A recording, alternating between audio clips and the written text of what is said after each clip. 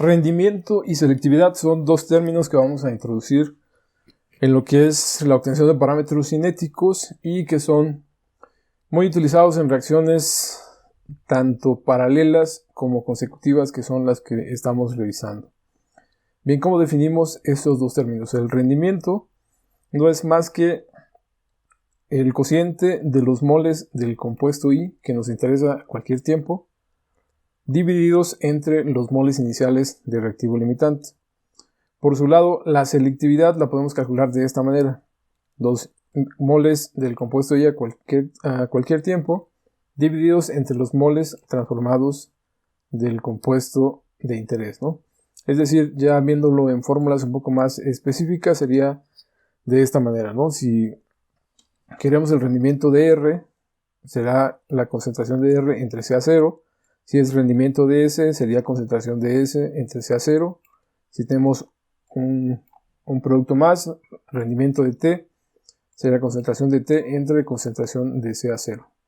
Lo mismo para la selectividad. Esta selectividad la relacionamos en base a un reactivo, que generalmente es el reactivo limitante. Por eso la vamos a encontrar como S de RA. Es la selectividad del producto R respecto al reactivo A. Se puede especificar respecto a un reactivo BC, pero generalmente dijimos lo hacemos en base al reactivo limitante, por eso va a quedar de esta manera.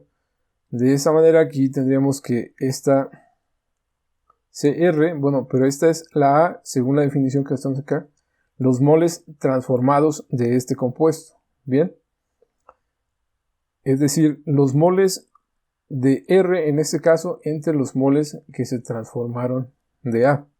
¿Ok? Y esos moles que se transforman no es la diferencia, no es más que la diferencia que teníamos de CA0 menos CA. Bien, teníamos esto inicialmente, al final nos queda esto, esta diferencia es lo que se transformó. Y es la manera en que estamos calculando la selectividad. ¿Ok? Por eso siempre es conveniente utilizarla en función de lo que es el reactivo limitante.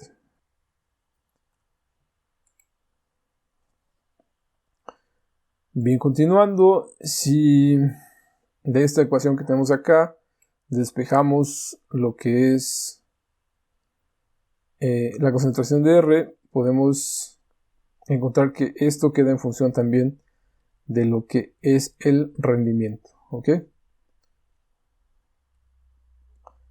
Es decir, de esta ecuación despejamos que CR nos quedaría como el rendimiento de R multiplicado por CA0. Sustituimos esto aquí, en lugar de CR ponemos CA0 por rendimiento de R.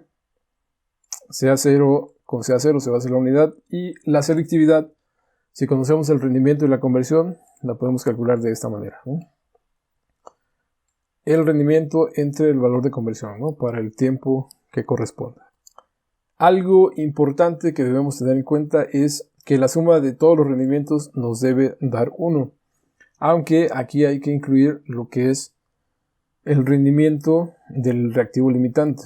¿Sí? Es decir, vamos a calcular el rendimiento no solo para los productos, sino también para el reactivo limitante, el reactivo que está consumiendo, y en este caso nos debiera dar la igualdad debiera ser 1, ¿no? La sumatoria debiera ser a 1. Bien, vamos a retomar el ejemplo del ejercicio anterior en donde calculábamos los valores de las constantes cinéticas K1, K2 y K3 para esta serie de datos experimentales, ¿no?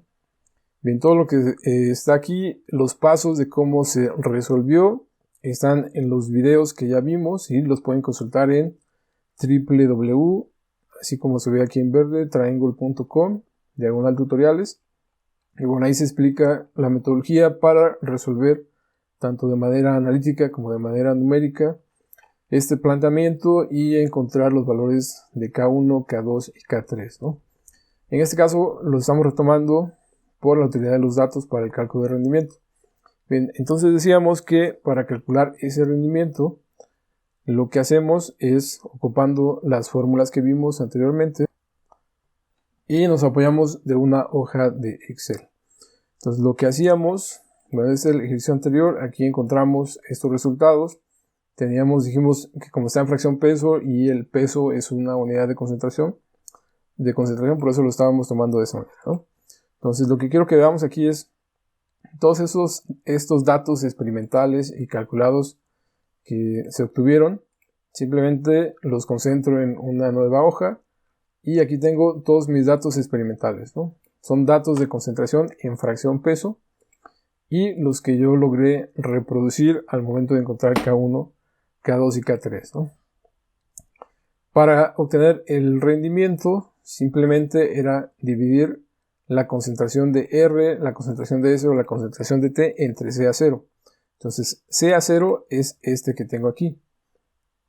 De acuerdo con mis datos experimentales, al tiempo 0, este es mi tiempo 0, mi concentración de A vale 1. ¿Sí? Ese sería mi CA0. Entonces lo que tengo que hacer es dividir esos valores de CA entre CA0 y obtengo mis valores de rendimiento. Lo mismo para R, divido entre CA0, bueno, aquí yo lo vinculé, este es el mismo de allá. Lo mismo para S y lo mismo para T, ¿no? Es una manera muy sencilla de obtener este parámetro. Y aquí tenemos que la suma de todos ellos nos debe dar 1, ¿no? Si no incluimos el valor de A, obviamente no nos da 1. Para que nos dé 1, debemos incluir el rendimiento de A también. Ok, y hacemos exactamente lo mismo tanto para datos experimentales como datos calculados, ¿no? Si es en base a CA0, ¿no? CA0 pues la vinculé acá a esta celda y es 1, ¿no? En ambos casos. Bien, ahora bien, para la selectividad es la concentración de R, la concentración de S o la concentración de T, en este caso, dividida entre CA0 por XA. ¿Sí? Entonces yo aquí tengo CA0 y en esta columna, con los datos que yo tenía aquí, obtengo mi valor de conversión. ¿Ok? O que ya lo habíamos calculado por acá anteriormente, ¿no? Con estos datos sacamos un valor de conversión. O bien lo podemos calcular, ¿no? De esta es concentración, sería CA0 menos CA entre CA0. Bien, esos son los datos de conversión que estoy utilizando acá, ¿no? Llega hasta 0.88, es esto de aquí. ¿Por qué? Porque requiero para esta fórmula CA0 entre XA, CA0 sigue siendo 1 y lo calculo a partir de un tiempo diferente de 0, ¿no? Porque si hago este ejercicio para la primera celda, tengo 0 entre 0, ¿sí? Sea la conversión al tiempo 0 vale 0, entonces eso se crea una indeterminación y no me permite obtener ese cálculo. Simplemente sustituyo y ya obtengo aquí mi selectividad para R, para S y para T. Bien, hago exactamente lo mismo con mis datos. Sin los datos calculados, y lo que me interesa es que vean lo siguiente, ¿no? Entonces, si graficamos el rendimiento tanto de A, que es el reactivo, R, S y T, que son los productos, vamos a encontrar gráficas de este tipo, ¿no? Que es como comúnmente se reporta. Vemos que A disminuye con respecto al tiempo y los productos de R, S y T también aumentan con respecto al tiempo en diferentes proporciones, ¿no? Dependiendo de hacia dónde se favorece más la reacción, ¿no? Si es el producto R, hacia el producto S o hacia el producto T. Y es exactamente lo mismo si lo hacemos con los datos calculados. Si graficamos lo que es la selectividad, aquí en principio podemos ver que la selectividad es más o menos constante para todos los datos, ¿sí? Independientemente si es R, es S o es T. Si lo hacemos con los datos calculados, como ahí ya está todo ajustado, aquí vamos a encontrar que la selectividad es exactamente la misma, ¿no? Es decir, que si en algún momento tenemos datos de selectividad, ok, a partir de ahí podemos calcular rendimientos y podemos obtener incluso parámetros cinéticos, ¿no? ¿Por qué? Porque esta selectividad podemos decir que es prácticamente la misma. Si vemos aquí en las gráficas, hay una ligera variación, pero bueno, esto es por la lectura de los datos experimentales, ¿no? Aquí tenemos incluido un error experimental que hace que varíen un poco más, un poco menos este valor de selectividad, pero en promedio el resultado es el mismo, y una vez que lo hacemos con los datos calculados con las constantes de K1, K2 y K3, vamos a encontrar que este valor es exactamente el mismo, ¿no? En todos los tiempos. Bien, y esto es lo que quería resaltar en base a cómo utilizar lo que es el rendimiento y la selectividad. Bien, ahora vamos a utilizar esta información para calcular los parámetros cinéticos, la K1 y K2, y los órdenes de reacción en un ejemplo diferente a este. Te invito a que te suscribas, nos ayudas a generar más y mejor contenido. El material en PDF que te estoy presentando lo puedes encontrar aquí en el sitio Training Engineers Online o más directamente en www.triangle.com/tutoriales y en el curso de cinética. Si le das clic te va a pedir que te registres, es completamente gratis y vas a poder acceder tanto a este video como al material en PDF de manera simultánea. Bien, el ejemplo que vamos a resolver es el siguiente. Tenemos una reacción que procede en paralelo. Tenemos el reactivo A que nos da el producto R y nos da el producto S. En esta tabla los datos que se nos dan son únicamente la concentración de A. Si recordamos el ejercicio anterior, tenemos concentración de A, concentración de todos los productos que participaban en esta reacción. Aquí no tenemos concentración ni de R ni concentración de S. Únicamente tenemos concentración de A. Pero la información adicional de este ejercicio que sí tenemos es que al final de la reacción se obtuvieron rendimientos del 95% para S y 95% para R y 5% para S, respectivamente. Bien, entonces con esta información lo que se nos pide es que encontremos los valores de K1 y K2. Bueno, como yo lo planteé, lo podemos hacer, recordemos, tanto con datos de concentración como con datos de conversión. Y bueno, como en algún momento hay que poner esos valores de concentración en función de la conversión,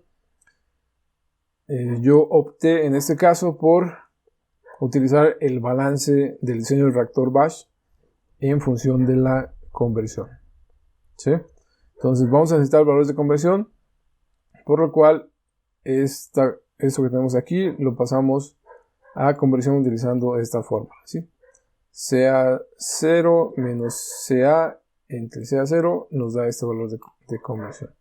Entonces ya que tenemos ese valor de conversión, ahora vamos a ver cómo quedaría nuestro modelo cinético. Y ese modelo cinético dijimos que va a ser la contribución de la formación de R a través de esta ruta de reacción y la contribución de la formación de S a través de esta ruta de reacción que implica el uso de K2, ¿no? Que es la concentración de 1. Ambas están en función del reactivo, que en este caso es A, K1 a la alfa, más K2 a la beta. Bien, entonces aquí alfa y beta pueden tomar valores entre 0 y 3, pueden ser valores enteros, valores fraccionarios, no lo sabemos, pero para este caso de ejemplo lo que vamos a hacer es proponer valores enteros, ¿no? Y lo más fácil es siempre iniciar con el orden elemental de la reacción, que en este caso estamos viendo que si aquí es 1, pues podemos decir, y este es 1 también, podemos decir que el orden es 1, ¿no? Que alfa es 1 y que beta es 1, y ya después que tengamos un primer resultado podemos hacer algunos cambios y al final podemos determinar si realmente era 1 o era algún otro valor, ¿no? Bien, entonces dijimos que lo vamos a utilizar en función de la concentración. Tenemos la ecuación 9. Esta concentración de A la podemos calcular de esta manera, sea 0 por 1 menos XA. Simplemente sustituimos esto en esta expresión y en este lado también. Y nos va a quedar sea 0 por 1 menos XA, o sea, la alfa, que multiplica K1, y K2, que multiplica sea 0 por 1 menos XA a la beta. Bien. La ecuación de diseño del reactor en función de la conversión es esta, variación de la conversión de A con respecto al tiempo es igual a la velocidad de reacción entre C a 0. Sustituimos, acá tenemos velocidad de reacción en función de la conversión, sustituimos aquí y nos va a quedar esta expresión, ¿no? Se puede simplificar, pero la podemos dejar así como la vemos en la ecuación 3. También debemos tomar en cuenta que podemos plantear la variación de la concentración de R con respecto al tiempo, que en este caso sería la formación de S únicamente K1 por C a la alfa, y en este caso aquí debe ser la concentración de S a cualquier tiempo, es K2 por concentración de A la beta. Y en función de la conversión quedaría de esta manera. Entonces, para encontrar K1 y K2, planteamos estas ecuaciones y las restricciones que vamos a utilizar es que al final de la reacción se cumpla con estos rendimientos de 95 y 5% para R y S respectivamente. Bien, ¿cómo lo planteamos? Bien, vamos a una hoja de cálculo en Excel. Y bueno, aquí tenemos el tiempo, tenemos la concentración de A, tenemos los valores de conversión. Y como dijimos que íbamos a utilizar esta fórmula de acá, variación de la conversión con respecto al tiempo, esta sería la que estaríamos utilizando en nuestra fórmula del método de Euler. Bien, entonces recordemos método de Euler, aquí el primer intervalo de integración va hasta los 10 minutos. ¿Sí?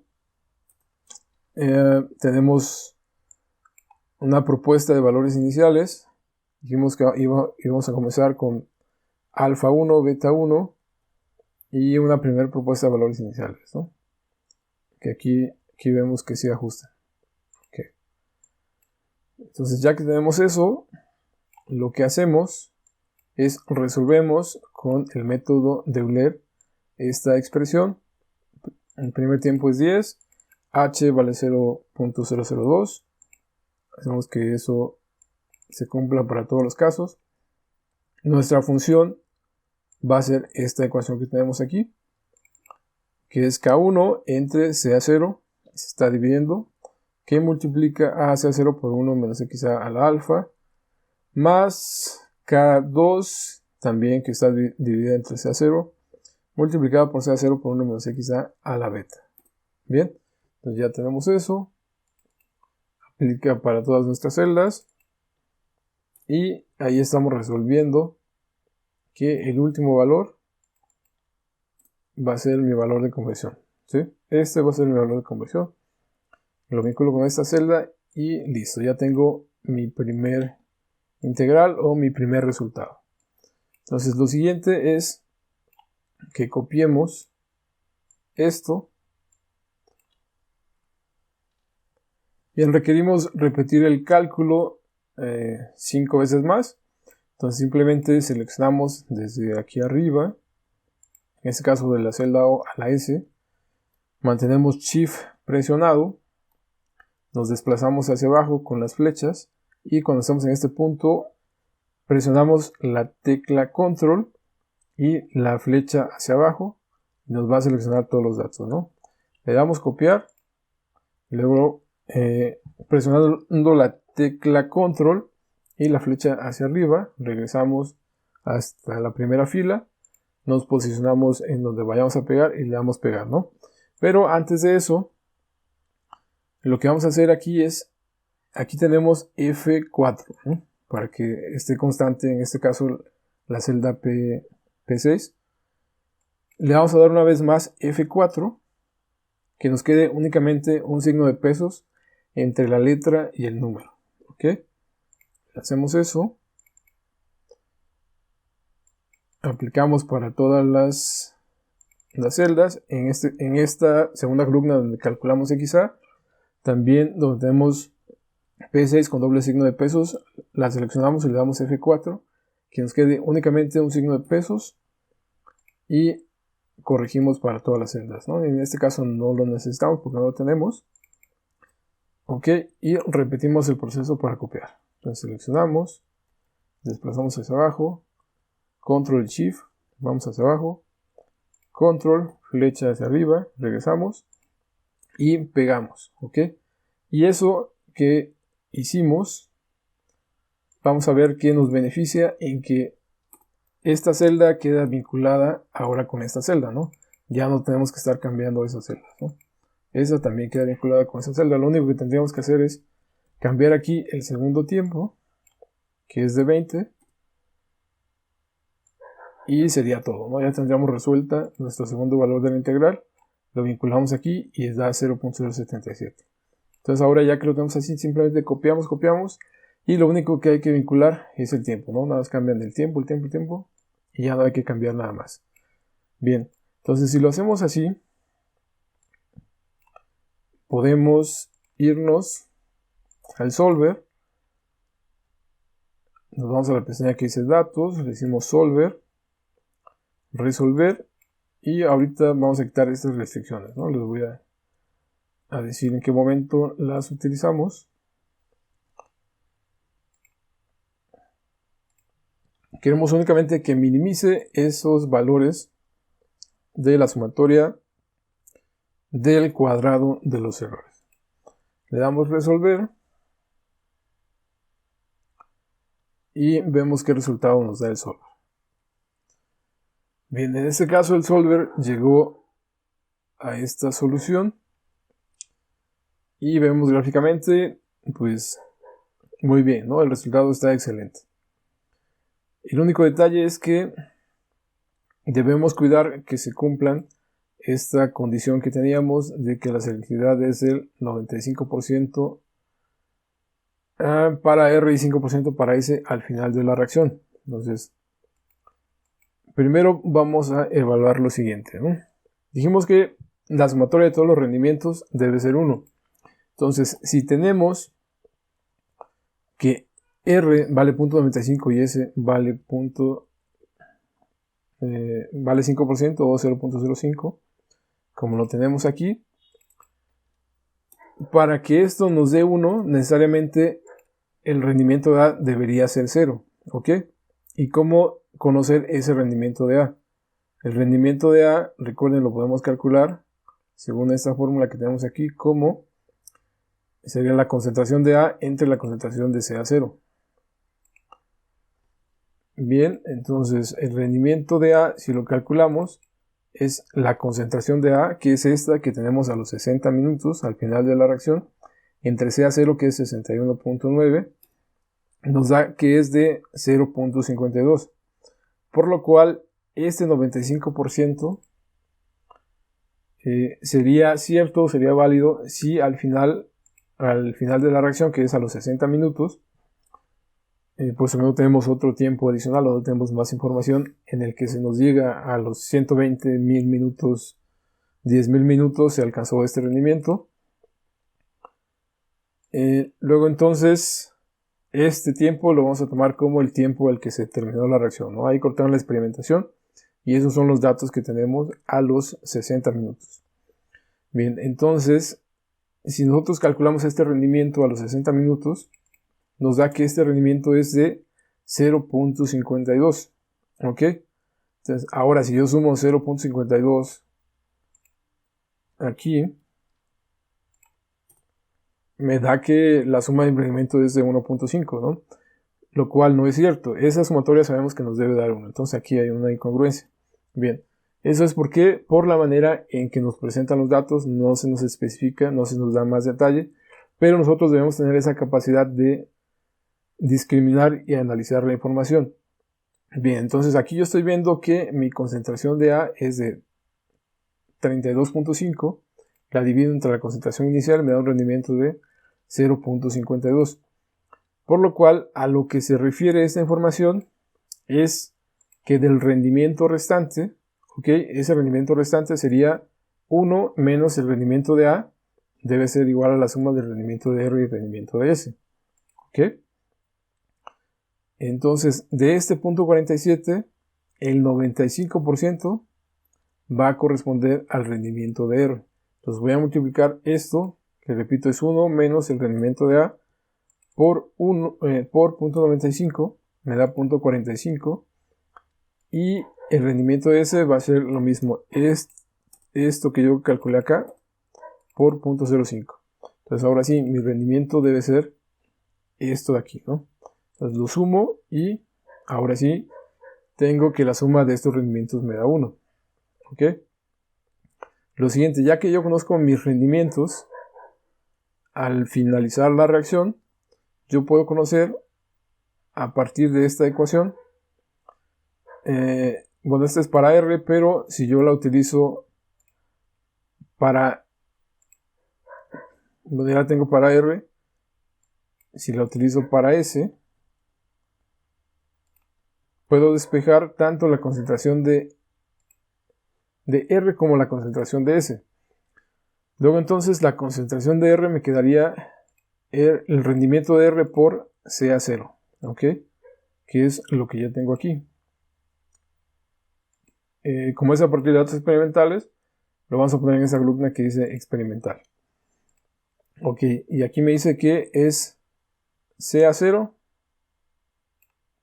por el rendimiento por la concentración inicial de CA0.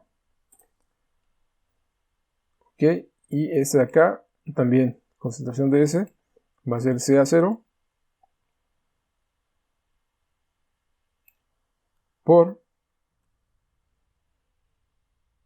Bien, entonces despejando de estas ecuaciones, despejamos CR, que es R de R por CA0, y eso lo ponemos aquí.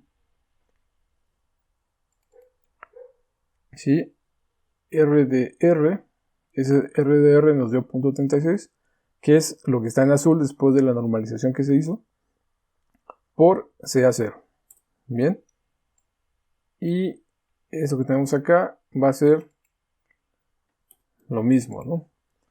CA0 por el rendimiento de S normalizado que tenemos aquí. ¿Ok? Bien. Esto que nos dice que con estos parámetros que obtuvimos, digamos, aquí no estábamos vinculando ninguna otra celda más, ¿no? En el solver estábamos resolviendo únicamente la suma del cuadrado de los errores de esta columna de aquí, sin tomar en cuenta ninguna otra restricción, ¿ok? Y bueno, con esto pues vimos que nos dio un ajuste bastante genial, ¿no? Pero no se está cumpliendo estas restricciones. ¿Estas restricciones a qué se refiere? A que al finalizar la reacción, la concentración de R debe ser de 22.05, según la información que tenemos en el ejercicio, para que esto equivalga al 75% de rendimiento, ¿no? O al 75% que después de normalizarlo es de 36%, ¿no? Y esto al 12% de rendimiento. Bien, entonces para que podamos incluir eso como restricción, debemos primero calcular con los datos que tenemos, utilizando esta ecuación.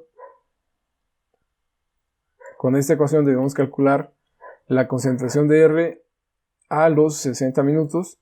Y para conocer este que tenemos en azul aquí, debemos calcular la concentración de S a los 60 minutos, ¿sí? Esta aquí es R y esta aquí es S. Entonces, con estas ecuaciones. ¿Ok? ¿Y cómo hacemos eso? Muy sencillo. Entonces, de la última columna que tenemos en la que calculamos la conversión a los 60 minutos, vamos a copiar tal cual esa columna y la vamos a poner a un lado. Y en lugar de conversión, aquí vamos a calcular la variación de la concentración de R con respecto al tiempo. Y la función que vamos a ocupar aquí para la concentración de R, dijimos que es la de la columna 14, la ecuación 14. Bien, que es K1 por CA0 por 1 menos XA a la alfa. Aquí ponemos esta función, que es K1 por CA0 por 1 menos XA a la alfa, vinculada con aquellos parámetros. ¿Ok? Y el último resultado que obtengamos va a ser el valor de R.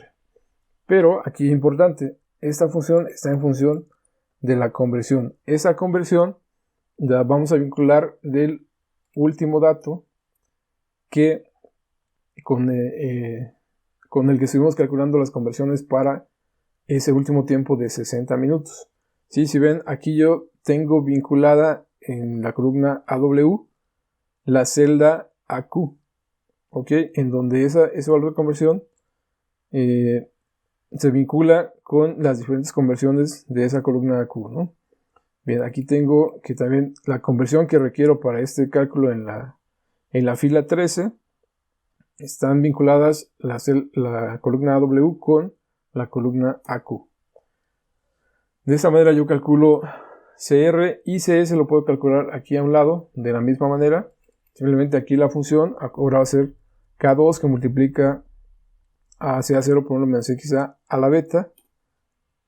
Y lo mismo, aquí vinculo la conversión que yo necesito aquí con la celda AQ. ¿Por qué?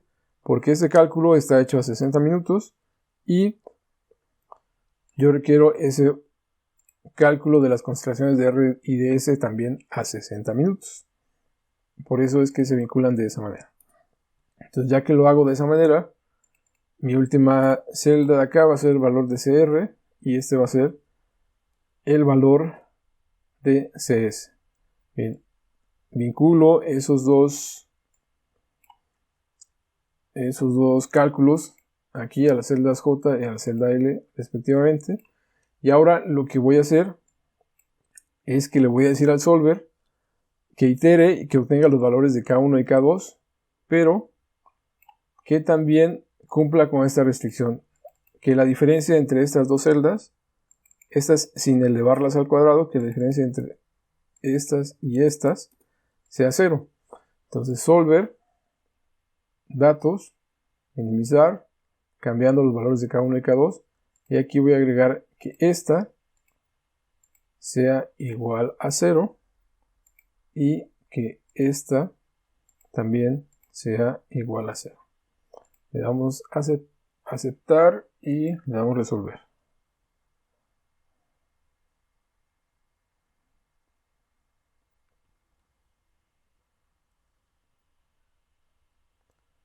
Bien, de la solución del solver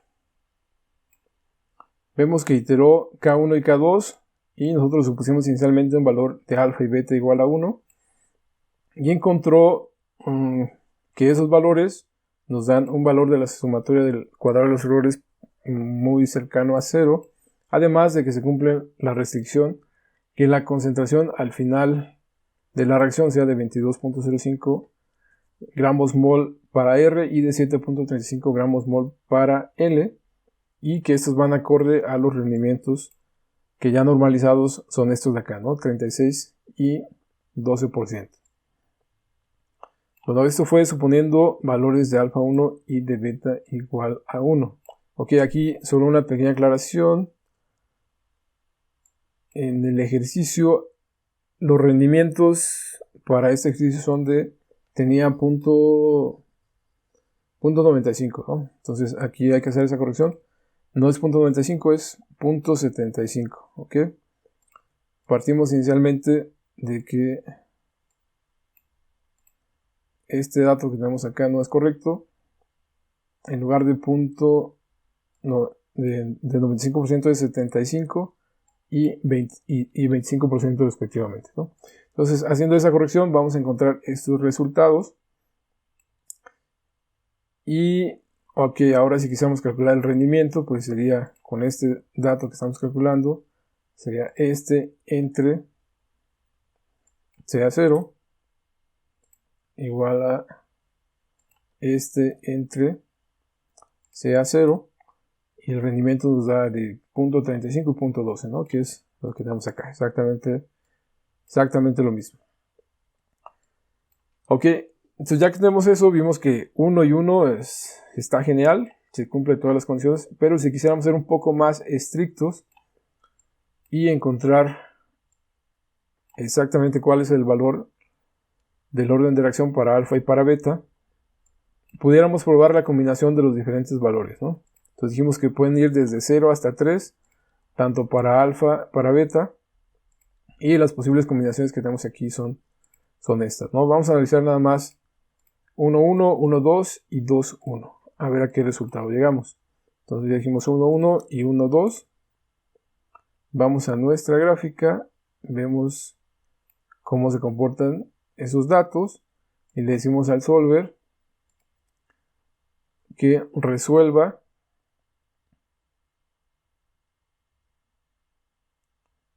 a ver a qué solución llegamos. Ya lo hicimos con 1 y 2 y llegamos a estos resultados que están aquí. Lo hicimos para 1 y 2. Es la suma del cuadrado de los errores, el valor de la pendiente, la ordenada al origen y el valor de R cuadrado. Vamos a hacer ahora para el 2, 1 dijimos. Entonces cambiamos simplemente 2, 1. Vemos nuestra gráfica, cómo se comporta. Vamos a ver si el solver con esos datos que tenemos converge o hay que cambiar valores iniciales.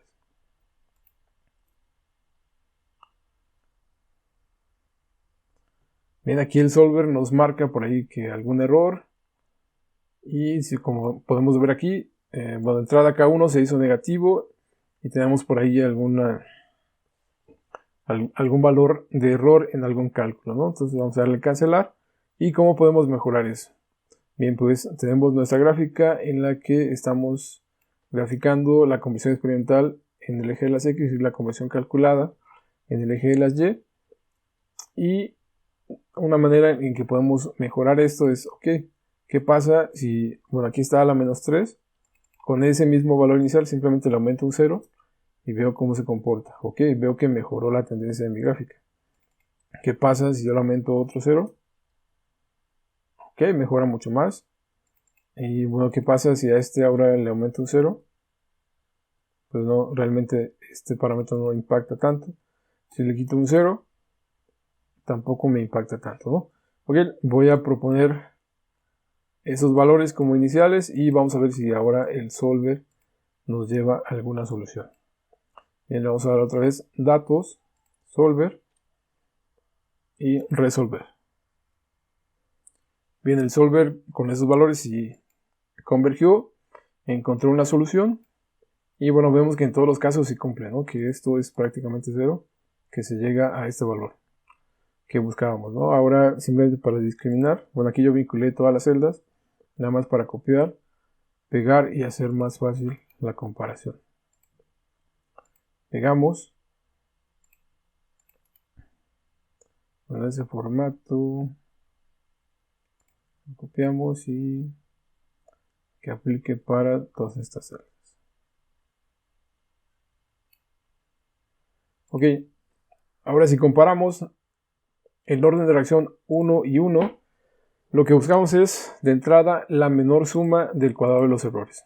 La menor suma nos la da con orden de reacción alfa y beta igual a 1, 1 y 1. Que el valor de la pendiente sea lo más próximo a 1, ¿no?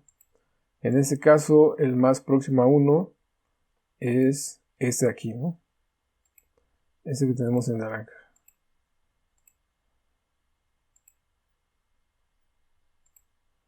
¿Sí? Este sería el valor más cercano a 1. Si ese es 1.0069, este es 1.005, este es casi 1, ¿no? Entonces de aquí el mínimo es este, aunque aquí es conveniente compararlos. El valor, esta es la ordenada al origen, ¿no? Buscamos que la ordenada al origen sea lo más próximo a 0. Y aquí conviene compararlos con valores positivos, ¿no? Si la ordenada nos da negativa, vamos a tomar el valor absoluto para efectos de la comparación. Y este seguiría siendo el menor valor. Y también otro criterio estadístico para determinar cuál es el mejor es el coeficiente de correlación. Y vemos que aquí el coeficiente de correlación más alto lo tenemos con estos parámetros, ¿no? 1 y 1. Bien, entonces de aquí pues podríamos decir que para este ejercicio los órdenes de reacción convenientes serían 1 y 1. ¿Ok? Simplemente hay que recalcular ahora las constantes. Bueno, lo ideal sería que lo hiciéramos para todos los datos, pero llevaría más tiempo. Y esta sería una manera de discriminar entre qué valores de alfa y beta son los que realmente corresponden a la velocidad de reacción que estamos proponiendo, ¿no? Entonces, si tenemos, por ejemplo, que aquí tuviéramos 2 y 2, pues habría que ver, por ejemplo, si este fuera 0.015, pues yo le daría más peso a la suma de cuadrado de los errores y al valor de la pendiente, ¿no? ¿Cuál se cumple más, ¿no? O sea, digamos, este lleva la prioridad. Si sería el criterio de desempate, ¿no? Si tenemos este cumple con estos dos y este tuviera 2 también, ¿no? Suponiendo que este cumple con estos 3, aquí tenemos este empate, ¿no? 3 y 3. El criterio que yo tomaría para decir, ok, entre 1 y 1 y 2 y 1, ¿con cuál me quedo? Yo me quedo con el que me dé el menor error de la sumatoria del cuadrado de los errores.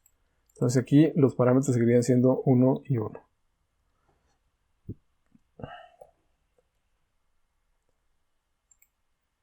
Y los valores de mi constante, K1 y K2 serían estos, ¿no? Con estos resultados yo me estaría quedando. K1 vale 8.05 por 10 al menos 3 y 2.6 por 10 al menos 3. Lo vamos a poner aquí. Y bueno, ya que tenemos la seguridad que 1 y 1 son los órdenes que corresponden, podemos intentar resolver con cualquier otro valor y decirle al solver que nos lleve a la solución que nos dé la menor sumatoria del cuadrado de los errores. Y repito, cuando lo hacemos con muchos parámetros, dependemos mucho del valor inicial que estemos dando, ¿no? Entonces, si nosotros estamos dando esos valores, debemos buscar que se aproxime lo más posible estos puntos a esta línea de tendencia. ¿Cómo lo hacemos? Como ya vimos, cambiamos, hacemos más pequeña, más grande K1, vimos que ahí mejora, si le ponemos otro 0, mejora, si ponemos otro 0, esta tendencia pues ya no se ve tanto cambio, ¿no? Pero si este lo hacemos más pequeño, vemos que sí mejora, ¿no? Ok, entonces ahora le podemos decir al solver que cambie todos los parámetros, ¿no? Tanto K1, K2 como alfa y beta. Seleccionamos ahora estos 4 valores, le damos resolver y vamos a ver hacia qué resultado nos lleva el solver.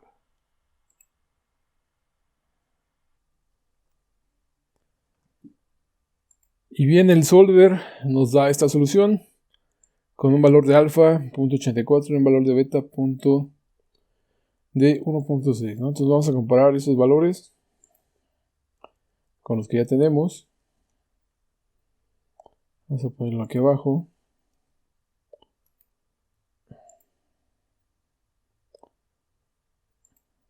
Okay.